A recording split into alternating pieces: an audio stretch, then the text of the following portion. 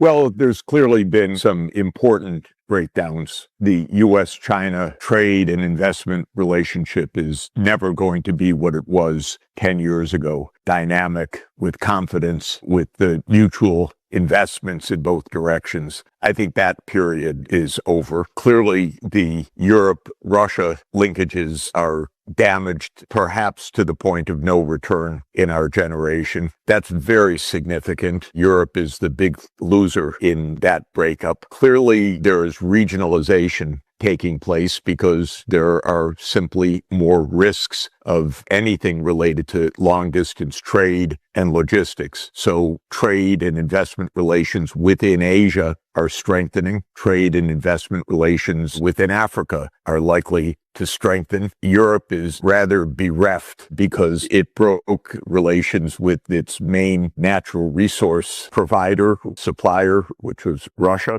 And all it looks to is a completely unstable, nasty, and disdainful United States right now. So Europe is completely adrift economically. These are deeper trends that are not going to be changed by any of the events in the next weeks or months. But I think it's very important to say at the outset that the world economy still hangs in the balance, even in days and weeks. Sounds melodramatic, but I think it's true. If the United States resumes the war with Iran, which I think we have to put at 50% or higher, the results would be devastating under any circumstance. And we're at that precipice. We have completely deinstitutionalized United States government. We have a absolutely out of control Israeli military state, and it wants continued war. But the point is, because of essentially U.S. efforts to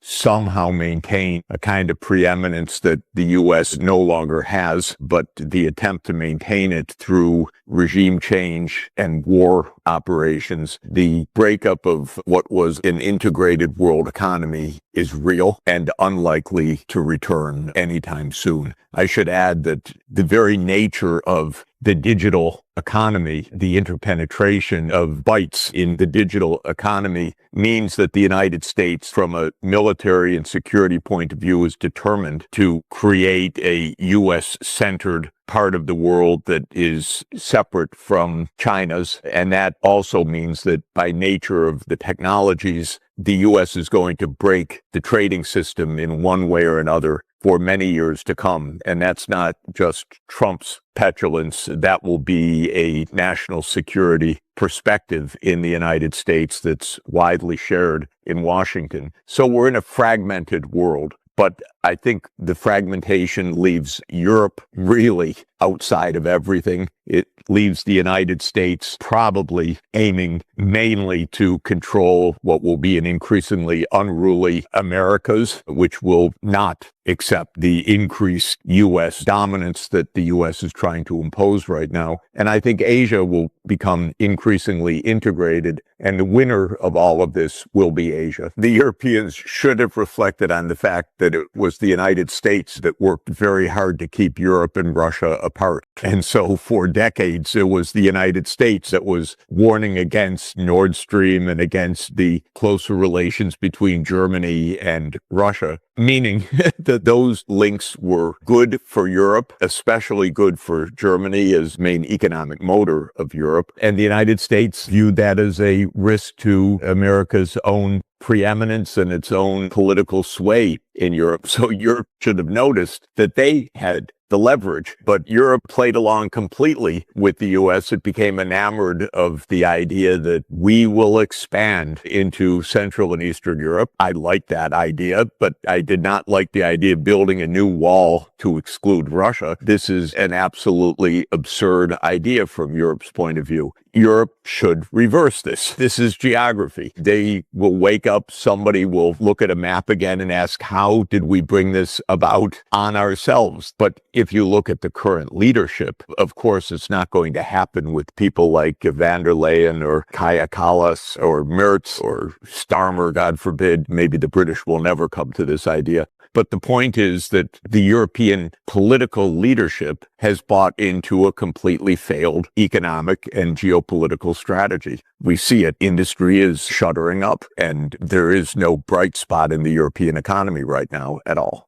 This is the way that I would say good economists view the world, and good economics in this regard goes back to Adam Smith. We celebrate the 250th anniversary of The Wealth of Nations this year. Adam Smith's idea was that an expanding world market is mutually beneficial for all of the participants. And he was a great humanist, and he said everybody will benefit. Even today's bereft and colonized peoples will gain strength through international trade and the flow of ideas, and there will be a rebalancing of the world so that all parts of the world will benefit from open trade. And Smith advised the British monarchy and parliament of his day in 1776, give up the American colonies. You don't need military control. Just trade with America. You don't need to have an imperial policy. Eventually, or soon enough, actually, American Revolutionary War broke out, and by 1781, the British colonies were now independent of Britain. But the point was that economics as a discipline has recognized that open trade is mutually beneficial. Of course, trade under colonial or imperial imposition is not, but open trade among sovereign nations is mutually beneficial. What happened in the United States is that as the U.S. lost its nerve with the rise of China in particular, but more generally with the catching up of many countries so that the U.S. dominance or share of the world economy was going down, was that economics was taken over, I have to say, by the international relations people who view the world not as win-win, but as win-lose. And suddenly the idea that economics should be ordered to preserve American hegemony became increasingly interesting discussion in the American scene. I found it never very interesting. I found it absolutely ignorant of basic economics and also wrong-headed, because fundamentally for me, the rise of China was not a threat. It was a benefit first to the 1.4 billion people of China and ultimately a gain for the whole world through trade, through China's innovations and so forth. But from the American conceptual point of view, people like Eldridge Colby or people like Jake Sullivan in the Biden administration, economics became the instrument for continued American hegemony. And the last 20 years has been spent on honing the instruments of economic warfare, that we should think about trade and flow of technology mainly from a military and geopolitical point of view, not from an economic point of view. So the main idea was now we have to remake the economy to suit American dominance or to protect and extend American dominance. Jake Sullivan, who was the national security advisor for Biden, and he's written a piece in Foreign Affairs recently, basically about how economics should be run for the sake of American power.